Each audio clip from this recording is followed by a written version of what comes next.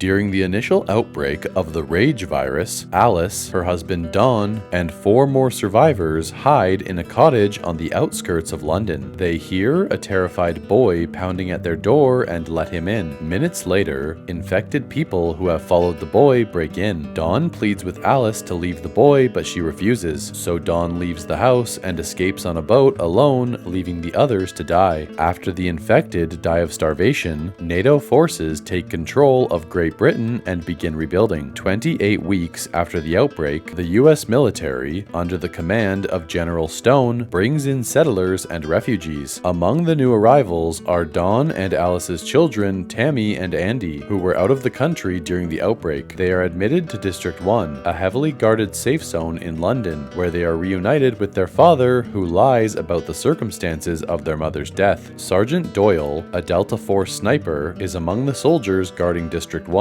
Tammy and Andy sneak out of the safe zone and return to their former home, hoping to recover a photograph of their mother among other belongings. Inside, they discover Alice alive in a delirious state, just as soldiers alerted by Doyle reach them and return them to District 1. Alice is quarantined and tested by Scarlett, a US Army medical officer, and Alice is found to be an asymptomatic carrier of the rage virus. Dawn makes an unauthorized visit to Alice, begging her to forgive him. After kissing Alice, Dawn gets immediately infected by her saliva and brutally kills her before going on a rampage. Scarlett rescues Tammy and Andy from an isolation room, theorizing that they might have inherited a genetic immunity to the virus that could lead to a cure. Dawn has instigated a domino effect of rapid infections, killing numerous refugees and military personnel. Unable to contain the chaos, Stone orders everyone to be shot. Doyle refuses to comply and leaves his post to assist a small group of fleeing survivors. A panicked Delta Force sniper kills 2 of the group, but Doyle returns fire and kills him, leaving himself, Scarlett, Tammy, Andy, and another survivor, Sam. The group reaches the edge of District 1 as the Air Force firebombs the whole zone. Dawn survives and follows them into abandoned London. A horde of infected who survived the bombings overruns Stone's bunker. Doyle's colleague, Flynn, flies his helicopter to Regent's Park to rescue Doyle, but tells him to abandon the others. As a crowd of infected people discovers the 5 escapees, a desperate Sam latches onto the flying helicopter, but is infected when Flynn uses his rotor blades to kill the crowd. Flynn instructs Doyle to meet at Wembley Stadium alone, but Doyle keeps the trio with him. They break into an abandoned car to escape nerve gas that has been released to kill the infected, but are unable to start the car. As soldiers with flamethrowers draw near, Doyle exits the car to push start it and is burned alive. Scarlett and the children take shelter from aerial gunfire in the London Underground, navigating the darkness with a night vision rifle scope. Dawn ambushes them, killing Scarlett and biting Andy. Tammy is then forced to kill Dawn. Andy becomes an asymptomatic carrier like Alice. Vowing to stick together, Tammy and Andy reach Flynn at Wembley Stadium, who reluctantly flies them to France. 28 days later, a French voice requesting help is heard through the radio in Flynn's abandoned helicopter. A group of infected people emerges from a Paris metro station near the foot of the Eiffel Tower, revealing that the virus has spread to France.